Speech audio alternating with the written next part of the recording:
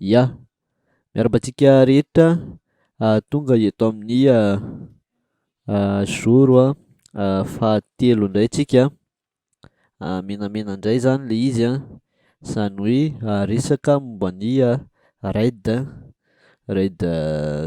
team zany zany hoe resaka offensif manao an'le OSINT tsika. Ny zavatra ianarantsika ato inona le atao hoe OSINT, zany hoe raha le tantara kely aloha de le elfa misy elfa zany miezaka mamerina an'le site web ty zany sotagift.shop. Le elfa blue zany iny, fa ny elf recon macraid indray io ndray zany miezaka mijery hoe ahoana nampahatonga le izy compromis zany de miezaka mitady information maromaro izy amin'ny alalan'ny mijery information open source zany. De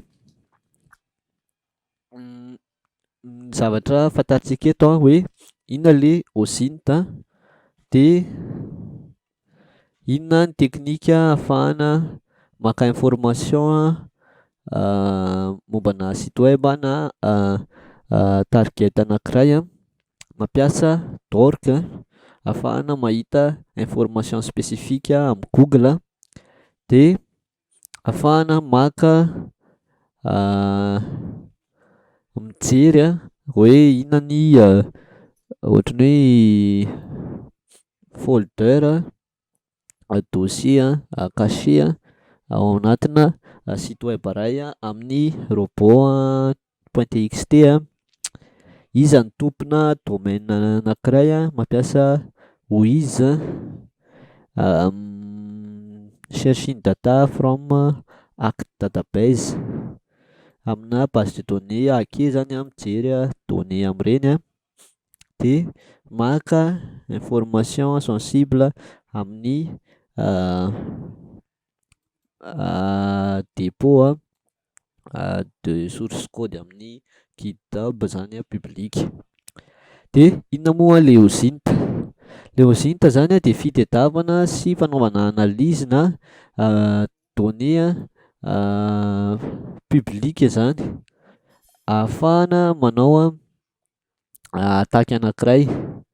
Ny information misy karazany mass media, amin'ny journaliste, recherche, sary géospatial be da be afaka hita amin'ny internet open internet moa fiantsoana azy ireo zany de le zavatra indexen'ny moteur de recherche ohatra hoe Google, DuckDuckGo sy ny tariny misy koa ny closed forum ireny zany tsy hita amin'ny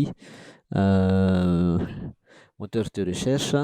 De misy ny deep sy ny dark web zay tena lalina be mihitsy de ny people tend to leave much information on internet. Rehefa be resaka be ny olona amin'ny réseaux sociaux sy ny anina de misy zavatra be da be mivoaka zany publiquement. De misy teknika fampiasa rehefa manao an'izay fitadiavana information open source zay, anisany ny Google dork. Google dorkin moa zany dia fomba anankiray ahafahana mitady résultat tena le tena ilainao zany amina moteur de recherche ohatra hoe Google. De misy Google ireny zany ilain'ny olona ahafahany mijery ohatra hoe configuration na fichier na zavatra tsy mipetraka tsara ao anaty sitinao de tonga de hita avy any amin'ny Google. Ohatra hoe mampiasa an'ity Google dork iray ity tsika in URL, zany hoe raha mitentsika hoe ohatra hoe in URL akin deux point akin de mijery zay URL rehetra izy a, misy an'izay sy soratra zay hoe akinona zany. De ohatra hoe ny file type de point pdf de asiantsika hoe akinona, de io zany a mijery zay pdf rehetra misy an'le mot hoe akinona izy. De ohatr'izay ihany a ny site mijery ny URL rehetra ao amin'io site io izy a. De ohatr'izay a ny cache mijery a ny version cache an'le TryHackMe ohatra cache de point TryHackMe farany izy. De exemple ohatra hoe site zany de point github.com de tadiavintsika eo DB password de mitady an'io texte DB password io zany izy ao amin'ny site github.com ihany. De ato afaka ianarana an'io Google dorkin io zany lava be. De ty zao site github DB password hita ato DB user égale Anna, DB password égale Anna. De reny zany tsy tokony avoaka public ohatran'io. De ny WHOIS, le WHOIS zany io zany dia base de données mi-stocker ny information amina domaine public. De database publicly available for people to search against any domain. De but the actor can later on use the information. Fa io zany afaka mangataky ianao zany hoe ataonao misy an'ity hoe domaine privacy option ity de mba tsy hitan'le database zany ny information privé anao. De ohatra zao hoe GitHub zao no anaovantsika WHOIS zany de hitantsika le domaine name WHOIS serveur ato domaine ID de contact de mahita zavatra be da be tsika email sy ny tariny. Inona le Robots.txt noresahana tery ambony. Io Robots.txt io zany dia fichier public accessible amina io zany ny administrateur site web mihitsy nanao an'io ahafahana miteny hoe iza no indexeny Google sy tsy indexeny. All website have their Robots.txt file directly accessible through the domain's main URL. Ohatran'ity zany google.com Robots.txt. It's a kind of communication mechanism between website and search engine crawlers. Since fails, it doesn't mean that you can access passively independent. Tena marina zany ndraindray io adinon'le olona zany no io zany tokony tsy ho accessible fa matetika manao ohatr'izao fotsiny ianao tirer Robots.txt am'le site zany de hitanao eo ty de iny zany mispecifie hoe tony ihany ny aseho raha ohatra hoe mitady le olona le moteur de recherche zany tsy afaka mijery ny ato anatiny tony. De reny diesel reny matetika no tena misy zavatra intéressant zany de ezahan'zareo tsy apoitra. De breach database search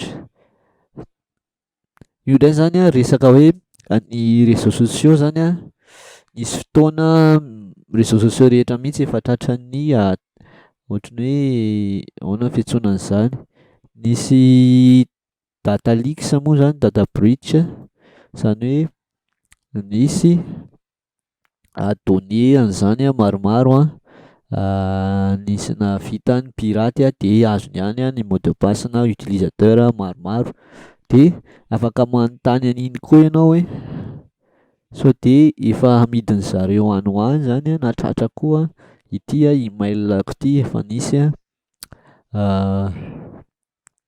nahavita zany, de Elf recon McRae tried to run all email address of the Santa Gift Shop website to identify any leakage.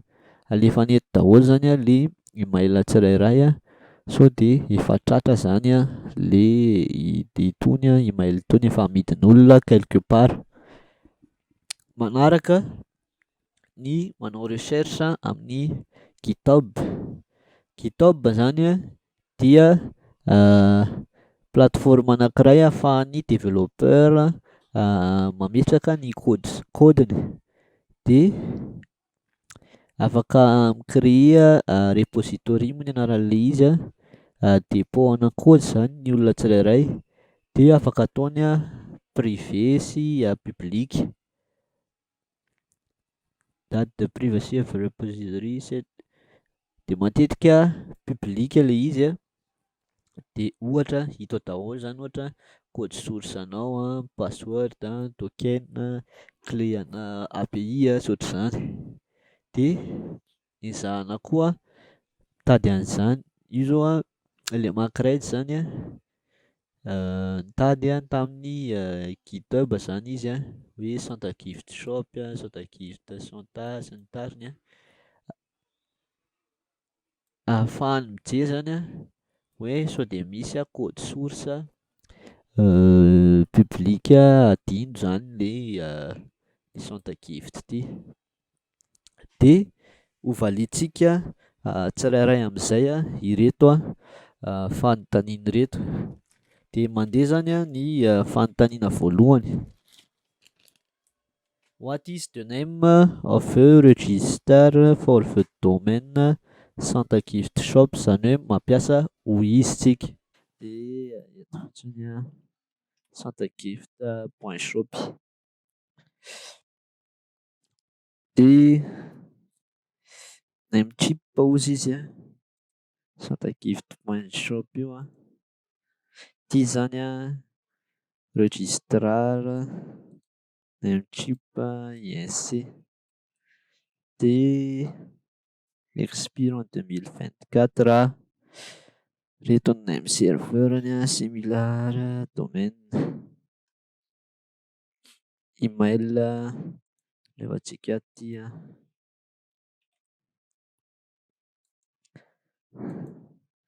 de maintenance here to investigate,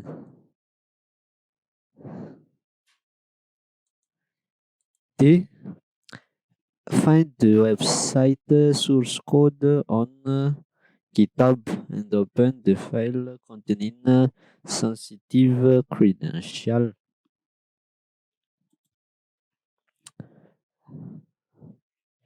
Sokafantsika tamin'ny GitHub lasa Santa Gift Shop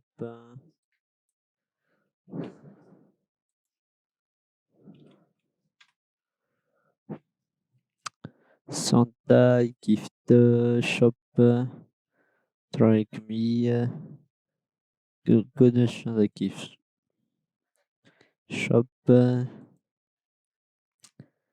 sensitive credential is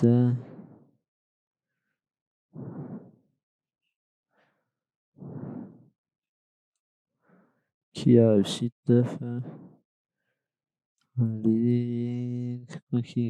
contain the credential for the database config.php,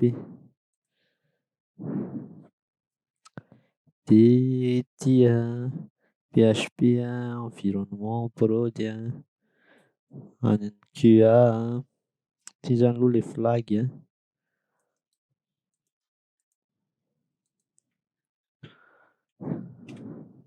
What is the name of the file containing password,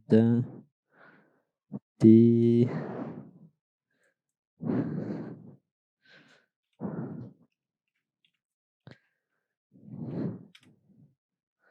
What is the name of the QA server associated with the website QA raha mbola ao anatina phase de test zany izy dia atao amin'ity